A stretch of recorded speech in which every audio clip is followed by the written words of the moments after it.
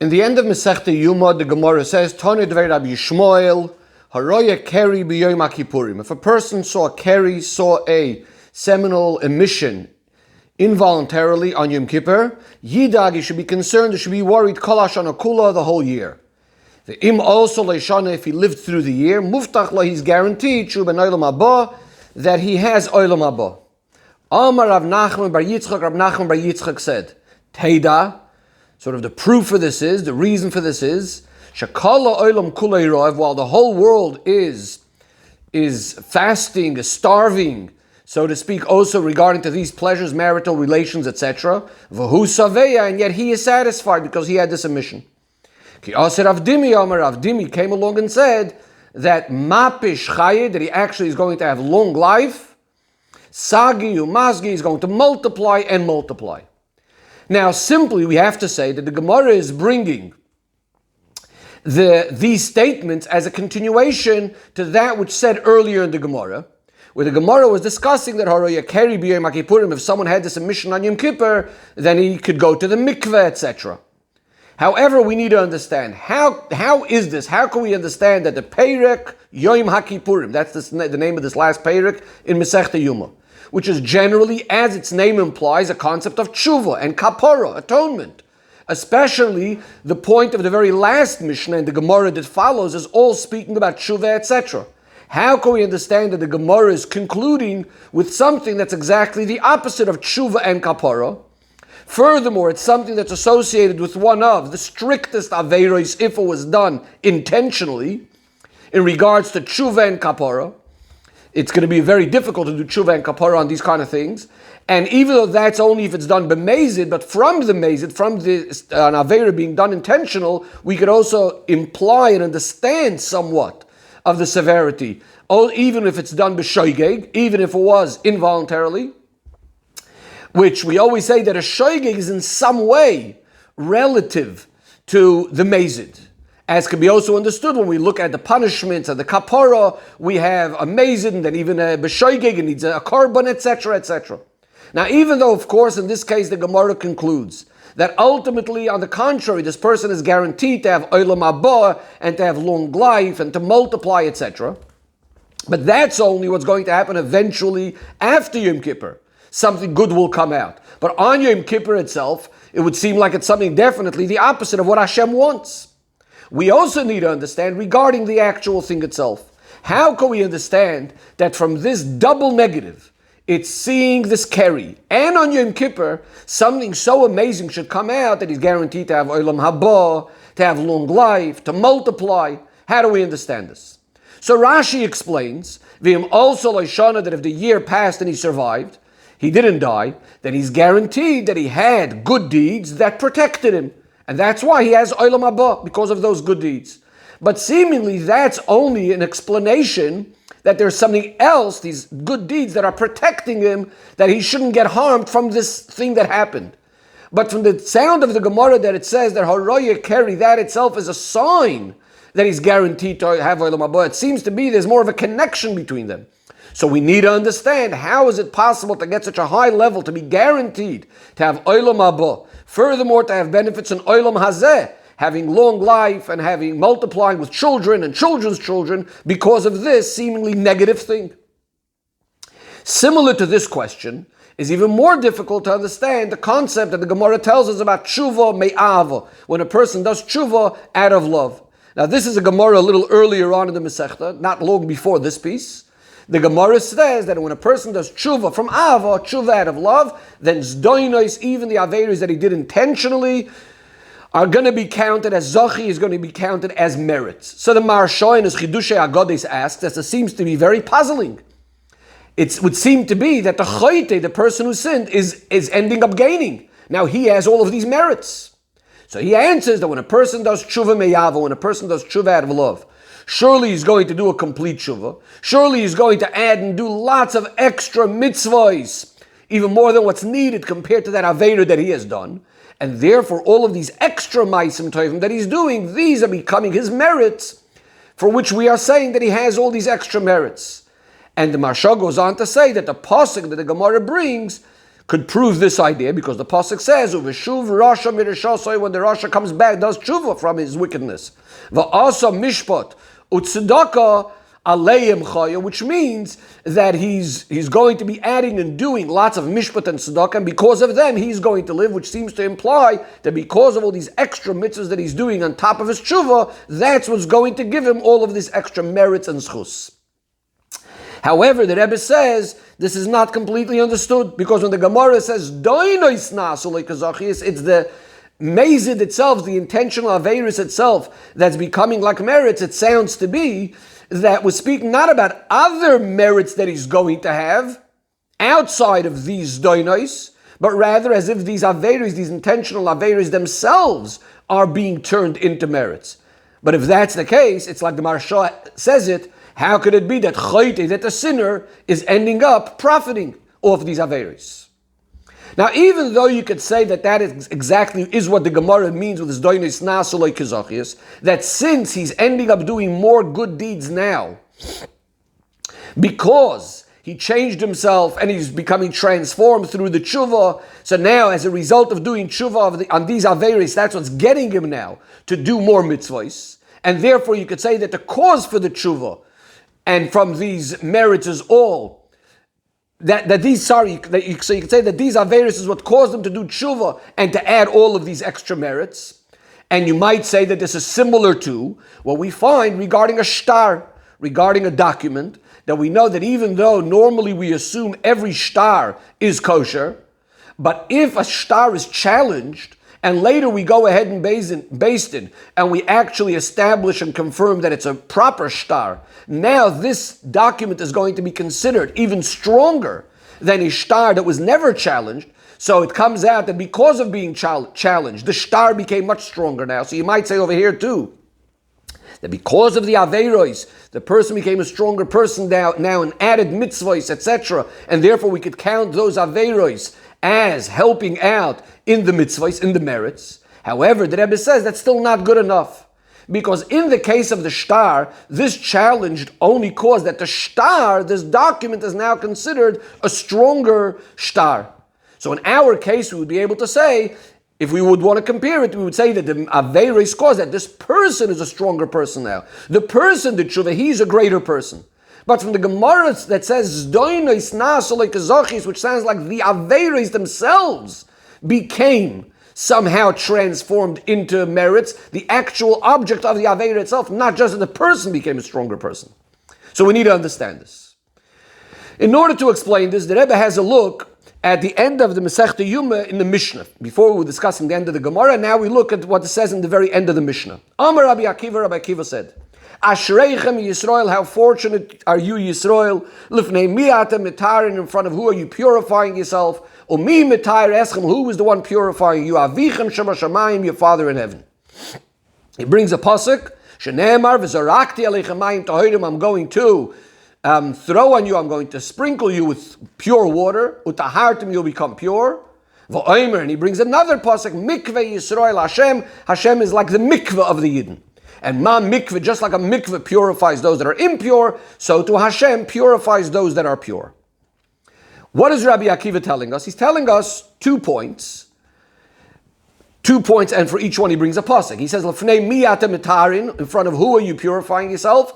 Umi mitayr eschem, and who is purifying you? And then he brings 2 psukim. V'zarakti aleichem mayim tahirim, Hashem says, I'm going to spray on you. I'm going to sprinkle you with this pure water. And mikveh Yisrael Hashem, that Hashem is acting as the mikveh for the Yidden. The Ragachover explains that these 2 ideas are really expressing 2 types of Tara, 2 types of purification that we generally have. There's something called Haza'ah, which is the sprinkling of water. This is usually referring to the sprinkling of the water with the ashes of the Para Aduma. And there is mikveh. Now, a major difference between the 2 are that Haza'ah, sprinkling, v'zarakti, you have to have kavanah, that it's being done for the sake of purification. As opposed to tara in the mikvah, purification, the mikvah doesn't need to have kavanah. Even if a person toiveled without kavanah, then he's going to be toil. Says the Rebbe, based on this we can understand also the difference in the psukim the Rabbi Akiva brings. He says, V'zarakti aleichem mayim tohirim, and mikveh Yisrael Hashem. Even though they're both speaking about the purification that's coming from Hashem, but in the first pasuk, the emphasis is V'zorakti aleichem, I'm going to sprinkle you with the water. Hashem is, so to speak, causing and throwing the water. So there's a certain act, there's a certain intention that's happening over here. In the second pasuk, on the other hand, there's nothing happening, there's no act. It just says Hashem is the mikvah.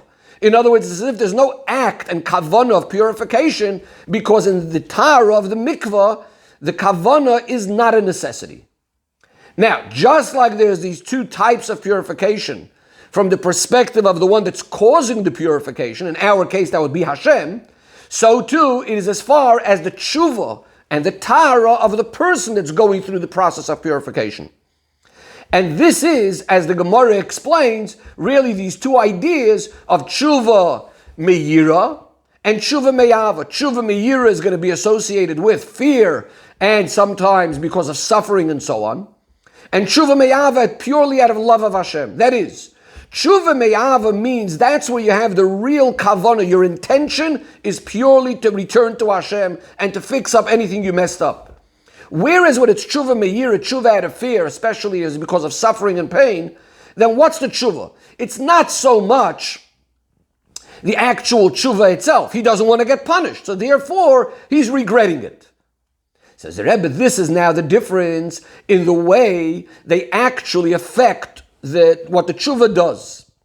The Gemara explains that by tshuva me'ira, the pasuk says, Erpa mishuvasam, I'm going to cure them from their backsliding, from the way they had messed up again, etc. But it's a lashon of refuah. Rashi explains that's like a baal mum, like a person that had a blemish. So he was cured, but to a certain extent, he's still considered someone that had a blemish before. So in other words, there's still some remnant, something left over. Whereas tshuva me'ava, in this case, the sin was completely uprooted from the outset, as if it never existed. Says the Rebbe, this difference is also going to be negeya in halacha. If a person is mekadesh a woman, and he says it's on condition that she has no averis whatsoever. So the halacha would be that if later it's found out that yes, she did have averis, but she did tshuva for it, if it's a tshuva me'ira, so she had averis in the past, but she had done tshuva, so if the averis if the tshuva was done me'ira, then it's considered that the kiddushin will not be considered a kiddushin. If, on the other hand, the tshuva was done me'ava, the kiddushin will be considered a kiddushin. Why is that? Because in the case of the tshuva me'ira, it's still left over a certain remnant, so she did have averis at the time of the kiddushin. On the other hand, if she had done tshuva me'ava, then it was completely uprooted, and therefore, at the time of the kiddushin, it's as if there was no averis at all, because at that point, she had done tshuva me'ava, which uprooted any averis completely. And as the Gemara itself says, a similar idea, a difference between nidorim and mumin, making a vow and having a blemish. A similar sort of idea, that if a woman had a vow, he had made a condition that she has no vows. She went to a chacham, she went to the Rav, and she was matir neder, she's considered mikudeshes. On the other hand, if the condition was that she doesn't have mumim and she went to a doctor and got cured, she's not mekudeshes. Why is that? The Gemara explains. Because in the case of a neder, the chacham, the Rav, completely uprooted the neder retrospectively, whereas in the case of a doctor healing a wound, he's only healing it from now onward. So the same thing is true with tshuva me'ava and tshuva me'ira in a similar sort of way. Says the Rebbe, this difference that we say between tshuva me'ava and tshuva me'ira generally, that again, in tshuva me'ava, that's where the real intention is purely to return to Hashem. Whereas in tshuva me'ira, that intention is not necessarily so much there because it's more he doesn't want to be punished, he doesn't want to suffer, and so on and so forth. The truth of the matter is, even within tshuva me'ava, there are also different levels. And we could also say that one is going to be the ultimate kavanah and the other not. And the Rebbe explains, when we say that when doing tshuva me'ava, the aveira gets uprooted retrospectively as if it never existed, that's only going to be, when we say that the Aveira is uprooted retrospectively, that is going to be the lower level of Tshuva Me'ava. That's not the ultimate level of Tshuva Me'ava. That's, yes, the Aveira was uprooted. But a greater level than that, when there's the ultimate kavanah, is that not only it's uprooted, but that zdoinos, the intentional Aveiros, are actually transformed and now counted as zechuyos, as merits. What are these different levels in Ava? In Tshuva Me'ava? So we know that generally in Ava, in love of Hashem, there's a number of levels. Generally we know there's b'chol levavcha, b'chol nafshecha, b'chol moedecha. And therefore, if there's a Tshuva Me'ava, there's obviously going to be different levels in Tshuva Me'ava, depending on which kind of Ava it was. Says the Rebbe, since we said before that the mila of the advantage of Tshuva Me'ava over Tshuva Me'ira is that Tshuva Me'ava is the one with the ultimate kavanah, that you really want to return to Hashem. So within Tshuva Me'ava itself, again, the higher the Tshuva of Ava is going to be, that's going to be considered the real kavanah of really wanting just to return to Hashem, to the extent that the lower Tshuva Me'ava would not be considered as having real kavanah. In other words, even the Tshuva Me'ava that does uproot the Aveira, but it's not transforming the Aveira, is not going to be the Tshuva of the greatest kavanah of really returning to Hashem. The Rebbe says this idea that you could say that compared to the higher Ava, the lower one is not really considered the proper kavanah. This is similar to what the Razal tell us regarding b'chol levavcha, b'chol nafshecha, b'chol moedecha, that b'chol levavcha, b'chol nafshecha, b'chol levavchem, b'chol nafshechem, as we said in the second parsha of Shema, but there is no b'chol moedecha in the second parsha. So b'chol levavcha, b'chol nafshecha, without the b'chol moedecha is considered as if you're still not doing ritzoyne shalmakim, the will of Hashem. In other words, the ultimate is when there's b'chol moedecha, the highest level of Ava. And the Rebbe says, generally, this is explained by the words of the Ragachover that says that in order just to remove the Aveira, loy boy kavana, you don't need kavana. That's like in the lower levels, you don't need kavana just to uproot the Aveira. But if you want to fix the Aveira, you want to transform the Aveira, that's where you come to the highest level of Ava, and that's the one that's also called having the greatest kavana of really doing tshuva. The Rebbe says, we could sort of find a support for this idea that there's within tshuva me'ava itself, we have these differences. The Rebbe says we could see this in a clear halacha. The Gemara says, if a person is makadesh a woman and says, I'll manas on condition that I'm a tzaddik. Now, even if it's found out to be that he was actually a Rosh Gomor, she is considered mikudeshes. Why? Because perhaps at that moment he had a hirur tshuva. So the question is asked, mimanavshech. Either way, there seems to be a problem. What kind of tshuva did he do? If it's tshuva me'ira, then the condition was not fulfilled. Because as we explained before, if it's tshuva me'ira, not everything was uprooted. There's still some remnants left from before, and therefore he's not a tzaddik. So why, if he hear tshuva b'liboy, is she mekudeshes? On the other hand, if it was tshuva me'ava, she also shouldn't be mekudeshes. Because if he's now the proper Baal Tshuva, that's also not a tzaddik. A Baal Tshuva is much greater than a tzaddik. But makim shabali tshuva oimdim, where Baal Tshuva stands, ain't tzaddikim gemurim yecholim la'amoid, tzaddikim gemurim cannot stand. And we know that the halacha is that even if he deceived her, where it's technically to her advantage is something better, she also won't be mekudeshes. Some examples that Rebbe gives is in a situation of yuchasin, of lineage. If he said that he has what's considered a lesser type of lineage, and it turns out that he's actually much greater than he said, or in money, he said on condition that I'm poor, and it turned out that he's rich, he also wouldn't be mekudeshes. So in this case, he said he's a tzaddik. If it turns out that he's even greater than a tzaddik, about tshuva, she also shouldn't be mekudeshes. So the answer is, based on what we just said before, there are different types of tshuva me'ava. When we say that perhaps he's hirer tshuva, that he had a tshuva me'ava, yes, it was me'ava, because again, me'ira, there would still be a remnants. But it's the kind of tshuva me'ava, the lower one, where he only uprooted the aveira. And the aveiras weren't transformed into zochias. It's only when we say that the aveiras were transformed into merits, that's where we say that the place of a Baal Tshuva stands, even a tzaddik can stand. But if the aveira was just uprooted, then he is the same equivalent to a tzaddik. And therefore, when he said al menashe ani tzaddik, we're speaking about this lower level of tshuva me'ava. Furthermore, the Rebbe says, if we're discussing that, how did he become about tshuva suddenly?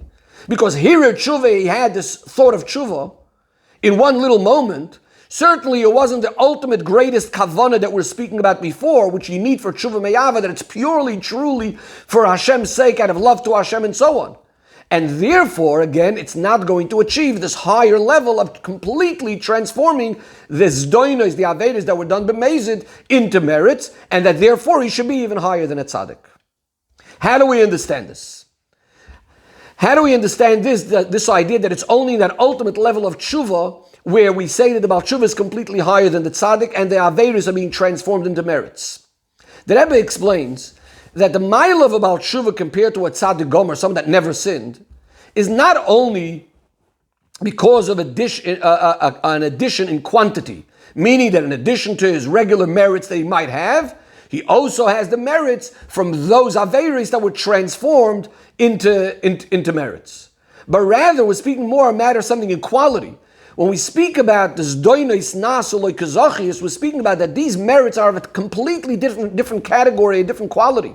And this is when we say, and why we say, b'makim shebal tshuva oimdim, a tzaddik gomer cannot even be there, because no matter how many merits the tzaddik gomer is going to have through his great avodah, it's still not going to come to this sort of new avodah, a new type of eichos, a new type of quality of the merits.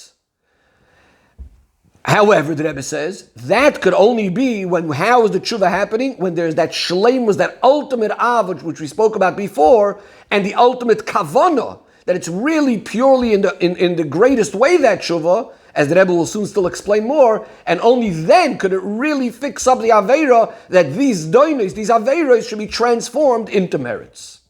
How do we understand this idea that we're speaking about, that shleimus ha'avod, that shleimus ha'kavanah? And how only through this doinos, these aveiros, are being turned into merits. So the Alter Rebbe tells us in Tanya that when it comes to forbidden food, they are asurim ukshurim, they are bound, they are tied down. They're called asur, not only because forbidden, but it also means they're tied down in the hands of the klipos forever. They can never be elevated unless a person does such an amazing great tshuva, where doinos nasu kazachius mamish, that the avedas that he did intentionally are literally being transformed into merits. And this is the tshuva that comes from ava, from the love, from the very depths of the heart, ba'ava rabba v'chasheka, with a very, very strong love, and a strong longing, and a yearning to cleave to the Eibishter. And someone nafshay la Hashem, his soul is thirsting to Hashem. Keretz hayefa v'tziyah, like a parched and barren land, barren soil.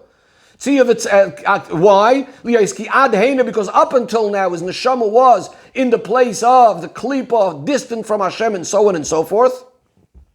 And now, therefore, he has now a much greater love and thirst to Hashem, even more than tzaddikim. As the Chachamim say, the makim shebali tshuva oimdim, the place that bali tshuva stands, tzaddikim can't stand. And it's specific, this is all the Alter Rebbe in Tanya, and it's regarding this tshuva of this great love. This is why we say, doinos nasu lekazachi, is that those aveiros that were done, b'mezid, are transformed into merits, because it was these aveiros that brought him to this great ava. What's the Alter Rebbe telling us? He's telling us 2 points. Number one, something great and amazing that happened within the person himself. In other words, that this had brought out inside of him a tremendous thirst to Hashem, much greater than the thirst that tzaddikim ever have. But also that the object of the aveira, those aveiras b'mezid, were transformed. Hoyul sins v'ideze bar la'aver abazu, since through them he came to this great love. How do we understand this more al derech ha'alocha? So the Rebbe explains, when we speak about hachana and hachshara, preparing ourselves, getting ready to do a certain act, we find a number of different dinim, a number of different levels in the chashivus of how much these preparations are considered and related to the actual act of the mitzvah, for example, as we're going to give some examples. So, for example, we have something called machshirei mitzvah, the things that are done as the preliminaries for a mitzvah. And these are things that you cannot do the mitzvah without them. And therefore, they themselves get a certain chashivas, get a certain importance. According to Rabbi Eliezer, in a case where a bris has to be done on Shabbos, and you don't have the knife to make the bris milah, According to Rabbi Eliezer, you would be allowed to cut down wood to make charcoal in order to shape the piece of metal to make the knife to be able to do the bris, to make that knife to cut the bris, to make the bris on Shabbos. In other words, in his opinion, most machshirei mitzvah, most things that are done only as a prerequisite for the mitzvah, also pushes off Shabbos. Taking it a step higher than that, we find the Yerushalmi says, in regards to getting ready and prepared for the mitzvah of sukkah and lulav, etc. So the Gemara in Yerushalmi says that when a person builds the sukkah for himself, we're not speaking about sitting in the sukkah. When he's making the sukkah, he says, Asher kedeshanu b'mitzvayis v'tzivanu la'asoi sukkah. In other words, it's being counted as doing a mitzvah, making the sukkah. So too, when he's preparing his lulav, he says, Asher kedeshanu b'mitzvayis v'tzivanu la'asoi lulav. So too, when he's making his mezuzah and tefillin and tzitzis, etc. Now, simply the explanation for this is, since the Torah told you to do a particular mitzvah, which could be done only if you had a certain preparation, so you have to say that that itself is also included in the mitzvah. Or, to say it a little bit differently, that this activity, this act that's being done, gets a certain chshivus, a certain importance, similar to the chshivus of the mitzvah, or according to Yerushalmi, let's say, as we just said by the sukkah, mamish becomes a mitzvah for itself. The next level up, we have within hachsharas ha-mitzvahs, within preparing for a mitzvah, we find in the avodah of the Beis HaMikdash, specifically in bringing the blood to the Mizbeach. Now, even though bringing the blood to the Mizbeach was only so that it could be done the avodah of spraying the blood on the Mizbeach, nevertheless, the din is, the halach is, that as it's being carried, as it's being brought to the Mizbeach, it also gets the chshivus and the geder of avodah, to the extent that if you have the wrong thought while carrying that blood, it will make it puzzle. In a more general way, we find this idea that you have certain avodas that are only like sort of preparing for something, or avodah, we call it avodah she'eino tam. It's considered an avodah, but because it doesn't conclude, it doesn't finish off the job, then it's not considered the full avodah. So they are considered avodas that have a geder of avodah, but it's not considered completely the absolute full avodah because they're still going to follow something afterwards. And therefore, if a zor, someone that was not a kohen, did it, he wouldn't be chayev misa because it's not the ultimate avodah. Says the Rebbe, so now that we understand there's all these gedarim and things that are absolutely necessary for the mitzvah, we can apply this now in our case. Since in order to get to this highest level of tshuva me'ava, the only way you can get to it, as we quoted from Tanya before, is only by having those averis that were done b'mezid. It is through them that's what got him now to be feeling so thirsty and wanting to get close to Hashem. And therefore, this is what causes his mitzvahs now to be in a much greater way, in a higher way, those merits. This is why these averis themselves are being elevated and are getting the geder of those merits similar to machshirei mitzvah. However, the Rebbe says this is still not enough. Why is that? The Rebbe says, these machshirei mitzvah themselves, they still were not transformed and became the mitzvah. They are still being considered machshirin. They're still only the prerequisites, the preparations for the mitzvah, even according to Rabbi Eliezer that we quoted before about the knife and the milah. In fact, even according to the Yerushalmi, that says that for making the sukkah and the lulav, you make the bracha, asher kedeshanu b'mitzvayis v'tzivanu, which sounds like it's mamash a mitzvah. It's still only a mitzvah of making the sukkah. In other words, it's not the mitzvah of b'sukkah's teishvu. Yes, it's a mitzvah to make a sukkah, but it's still not the mitzvah of eating in the sukkah on sukkahs. So too, when you brought the blood to the mizbeach, it was a very important thing, but it's still, as we said before, it's not an avodah tama, that's still not the concluding avodah, not a complete avodah. More importantly, the Rebbe says, in all of these things, it is only a preparation, it's only something that we're doing, which is somehow, at least in these things we're preparing, and we're getting ready for something that's somehow at least connected. It's in the category of the mitzvah itself, somehow related to the mitzvah. At least you're making a sukkah, you're making a lulav, you're preparing at least for the mitzvah, you're bringing the blood to the mizbeach. But in our case of tshuva, is very, very different. On the one hand, you're actually doing something exactly opposite of merits. It's not that you're preparing for the merits, you're doing something already preparing for the merits, you're doing something opposite from the merits. And on the other hand, we're now going to the other extreme, that these things are mamish counted as if they were full merits. How do we understand this? The question is even stronger. Let's look at things of divrei harishus, things that are just mundane, ordinary things. And those are the things that are helping you to do a mitzvah. So the example that Rebbe is giving is plowing and sowing and the whole seder of gathering the grain, the wine, the oil. Even though these are the things that are going to help you fulfill the mitzvahs of terumois and maasros, without them you can't fulfill them. Nevertheless, we don't find anywhere that they should get the chshivus of a mitzvah. They're not even called machshiri mitzvah. And the Rebbe says the reason for that is, according to Reb Shimon ben Yochai, he says that this whole idea of plowing and sowing and working in the fields is not even something appropriate. We're going to be involved in all those things. Who's going to learn Torah? Now, even though the Rabbanan don't agree with Reb Shimon ben Yochai, and they say you do have to go and work, but we definitely can understand that they also wouldn't consider it a mitzvah or machshiri mitzvah. Definitely not something that's on the highest level. They might not agree that you're not that with Reb Shimon ben Yochai, but they still wouldn't go to the opposite extreme of saying that it's a mitzvah. So how do we understand that suddenly by tshuva we're saying that it's doinos naso lekazochias? The Rebbe says the explanation briefly is as follows. By every single mitzvah we have two aspects of the mitzvah. We have the general inyan of the mitzvah, and that is what's all mitzvahs are equal. Chazal say this the idea of oiser ritzoyni shel mokim, in every single mitzvah we're doing what Hashem wants. Or amarti v'naser ritzoyni, Hashem says, you're causing me nachas because I said something and you did what I wanted. And obviously, on the opposite side, if a person did an aveira, and every single aveira is being over on the ratzon of Hashem. So this is the general idea of mitzvahs or aveiras. And then we always have the details. The examples being examples that we used earlier in the Sicha, whether it's cutting off the arla, whether it's basukais teishvu, the details of mitzvahs.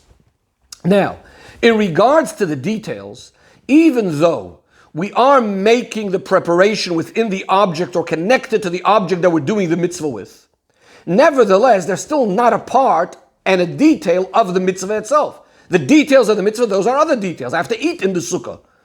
Let's go first to the knife of the milah. In other words, there's the milah itself, that's the bris, that's the mitzvah. Right now, I'm only preparing the knife for the milah. I'm making the sukkah, I'm making the lulav. That's not part of the mitzvah. When we speak about the details of the mitzvah, that's not part of the mitzvah of sitting in the sukkah. Bringing the blood to the mizbeach is not part of spraying the blood on the mizbeach. But what about tshuva? The idea of tshuva is, as the Rambam tells us, umaya tshuva, what is tshuva? That the person abandons a sin, he removes himself from all of his previous ways of thinking, he decides in his heart that he's never going to act like this again, as the pasuk says, yaziv, rosha, darkei, etc.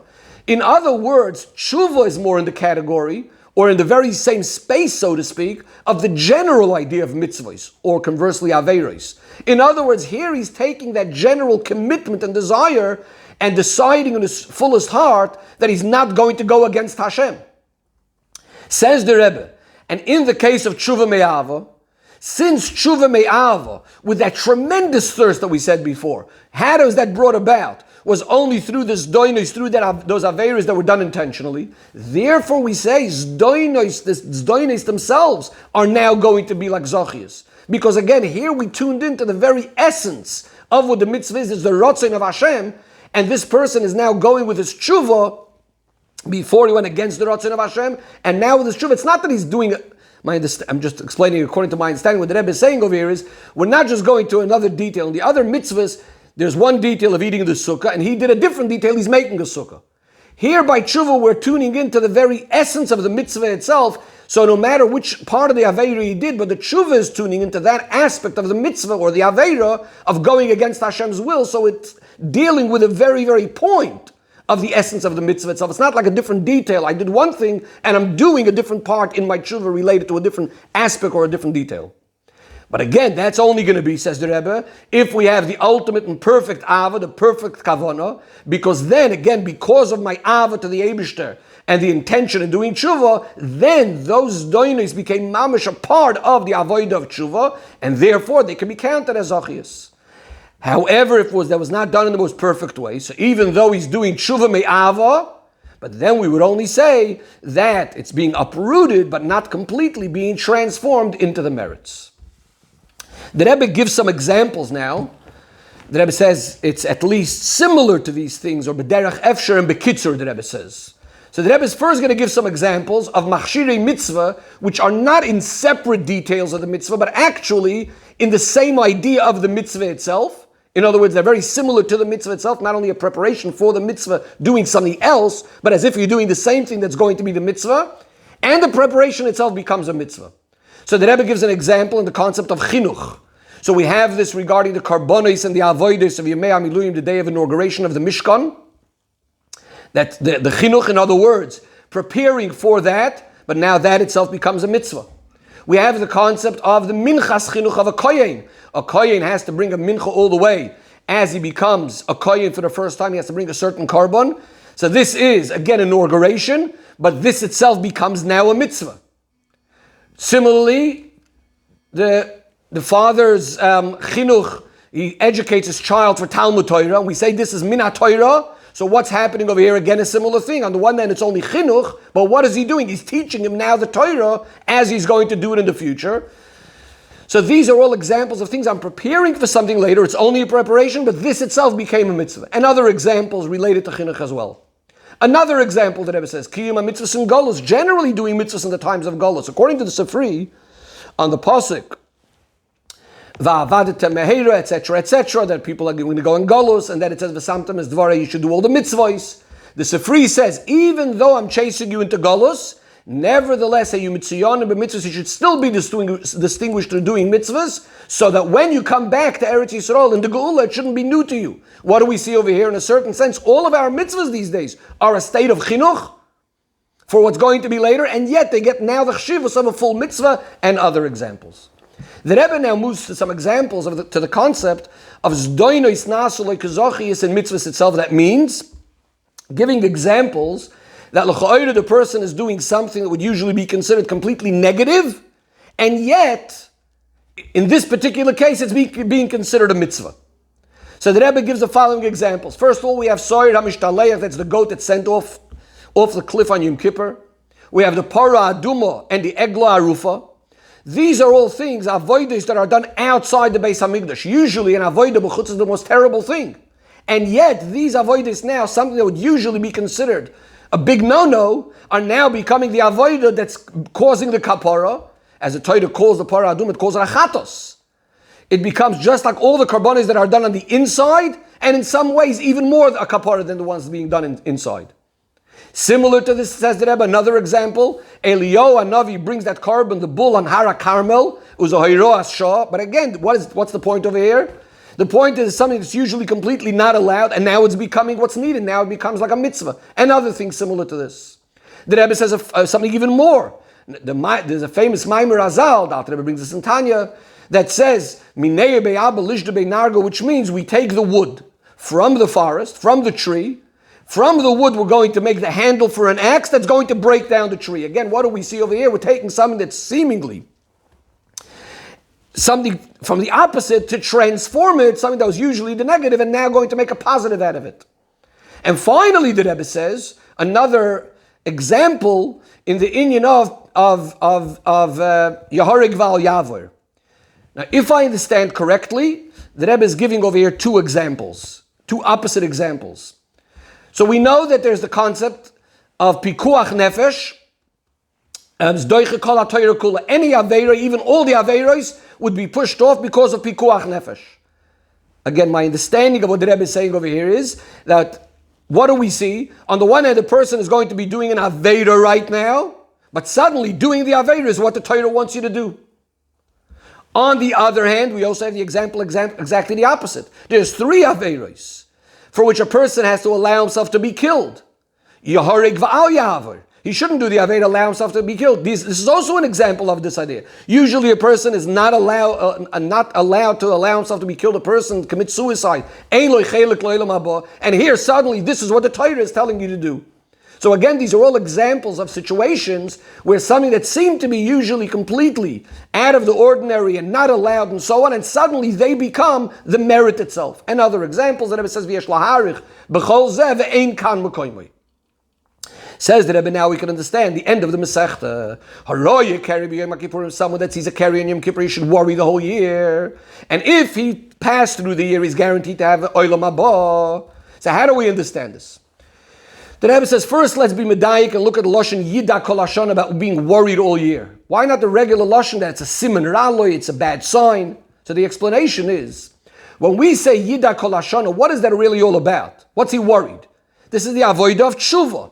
His worry is not so much that he's scared he's not going to live to the end of the year. He's worried because he saw a carry, because this negative thing happened. As Rashi says, that what's happening is, Shemalei kiblu ta'anisoy. Maybe min hashamayim, they weren't interested in his fasting. They granted him satisfaction in a different way, something that, in other words, min hashamayim, a person wants to fast, min hashamayim, you can't make him eat. But here they cause him to have this satisfaction from having that ambition, something that he wasn't doing willingly on his own. In a certain sense, we're saying we're not interested in your fasting and in your abstaining. Rashi says it's like a servant that's pouring a cup to his master, and the master throws the pitcher in his face. And as the Alter Rebbe adds, when he says this in Shulchan Aruch, it's like the master saying, I'm not interested in your service. It's this worry, this is boinanus that's going to bring him to a higher form of service, to a higher form of avodah. This tshuva is going to bring him now to a higher form of avodah than what he was doing earlier. Or to put it a little bit differently, since the Roya Keri b'Yom HaKippurim was unintentional, Yom HaKippurim is a time that a person is abstaining from all the 5 different things. A person is not thinking chas v'shalom negative thoughts, maharer ba'aveira. That itself is a proof that the fact that this happened is not because of his Yetzer Hara. This is rather b'ashgacha al yonah, the Eibishter made it happen.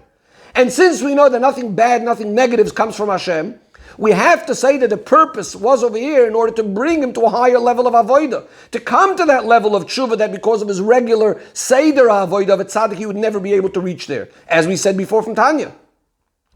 And therefore, when he has this ultimate tshuva of Yida Kol Hashana, he's concerned, he's worried all year, he's doing tshuva, that itself brings a hisafa not only in his ruchnis, the avodah, but also begashmis, it adds life. Even more than what he would have had because of his shoyrish haneshama, because of his regular seder avodah. Now he's being given even more. Says the Rebbe, now we can understand why Masechta Yuma and the Perek Yom HaKippurim conclude with this saying of Aroya Keri b'Yom HaKippurim and the connection to the Mishnah and the Sugya before it. In the Mishnah, Rabbi Akiva was speaking about the 2 types of purification from Hashem. We said there's the sprinkling and the Tvilah, the mikvah. We said sprinkling needs kavanah, mikveh does not need kavanah. And then the Gemara continues and explains the 2 ways of tshuva by the person. We said there's the tshuva me'ira and tshuva me'ava. Tshuva me'ira, as we said, is not with the ultimate kavanah, because the person may be doing it because he's afraid and so on, as opposed to tshuva me'ava, where he's doing it purely that he wants to return to Hashem. More specifically, we said, within tshuva me'ava itself, there are also these 2 levels. There's the tshuva from the lower level of ava, where it's only that his aveira was uprooted, and now he's like an ordinary tzaddik. And for that, is even a hero tshuva is enough with 1 moment, even without the greatest kavanah. This is like the mikveh, without much kavanah. So this is like that sort of tshuva. And then there's the higher tshuva, which causes doinos nas like kazachis, which that comes in the greatest level of ava, when there's the ultimate kavanah, similar to the sprinkling, the hazah that we said before, as discussed at length. Says the Rebbe, this sugya of tshuva, the Gemara concludes with the 2 points. Number 1, that muftach lo yishu ben olam haba is guaranteed to olam have olam haba. That means this level is when there's nothing new coming up. In other words, he only has all the maisim toivim, as we quoted before from Rashi. He has lots of good deeds. This would be similar to the person that nekar avoyne mitchilose, that his aveira was uprooted, and as Rashi says, that now he's like a tzaddik gomor. So even though he had also Yida Kol Hashana, he was worried the whole year, and he had tshuva b'kavana, but it wasn't the ultimate kavana yet. So that's level number 1. But then the Gemara says, Ma Pishchayi has increased life and multiplies with children and grandchildren, etc. In other words, the fact that Ra Keri b'Yom HaKippurim not only doesn't cause something to diminish or a punishment, chas v'shalom, but on the contrary, it's coming to add in more and more Ma Pishchayi. He's adding life. This is similar to the idea of Doinis Nasal Kazachi, that comes from the ultimate kavanah. Now he's going to gain much more. And the Chiddush in this piece of Gemara, in this very end of the Gemara, compared to the previous sugya where we spoke about the 2 levels of tshuva, me'ava, is that number one over here, we have it much more clear, the idea of how it's being accomplished, both in the area of the Aveda being uprooted, as we just said, as well as in the inyan of Zdoinos Nasuloi Kazachias. Because as we said, when Haroya B'Yom HaKippurim, if a person sees that carrying Yom Kippur unintentionally, we're emphasizing the idea that it was all coming because of the Hashgacha Milmaila. And we also said that because of the Yida Kol Hashana, he has the Shleimus HaKavana and Tshuva that seeing this caused in him, aroused in him, and therefore there's Doinus Anasalei Kazachias. In addition to this, we also have the Hisafa that comes from Tshuva, that brings out the Schar Gashmi, the Yarech Yom, that he has long life, and ultimate reward of Bonim, Ubnei Bonim, Oiskim B'Toira, Uve Mitzvahs.